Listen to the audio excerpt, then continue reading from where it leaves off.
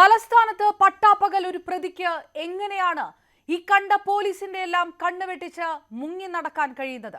പോലീസിന് കോട്ടിട്ട ക്രിമിനലുകളെ പേടിയായിട്ടാണോ അതോ ക്രിമിനലിനെ സംരക്ഷിക്കുന്ന രാഷ്ട്രീയ സ്വാധീനം മറയാകുന്നതാണോ?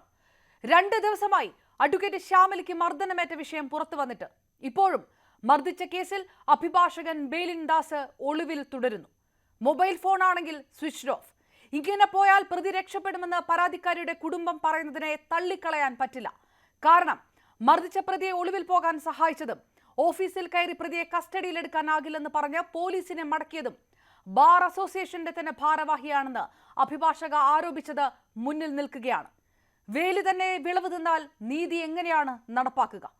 ബോച്ചെ വിഷയത്തിൽ ഹണി റോസിനെതിരെ, മേയർ ആര്യ രാജേന്ദ്രനെതിരെ, വീണ വിജയനെതിരെ, അങ്ങനെ advocate Baylin ദാസിന്റെ viral social media പ്രതികരണങ്ങളൊക്കെ എല്ലാ കാലത്തും സ്ത്രീകളെ അധിക്ഷേപിച്ചും ടാർഗറ്റ് ചെയ്തുമാണ്. അതായത് സഹപ്രവർത്തകയോട് കാണിച്ച സ്ത്രീവിരുദ്ധത ഈ ക്രിമിനലിന് പുതിയതല്ല എന്ന്. അപ്പോഴും മറവിലാണ്, ഒളിവിലാണ് പ്രതി. മുൻകൂർ ജാമ്യം കിട്ടുന്നതുവരെ ബേലിൻ ദാസിന് സംരക്ഷണം കൊടുക്കുന്നത് ആരാണ്? നിയമം കയ്യിലെടുക്കാൻ എല്ലാവർക്കും ധൈര്യം കൊടുക്കുന്നത് ഇത്തരം സ്വാധീനങ്ങളുടെ ഇടപെടൽ തന്നെയാണ്.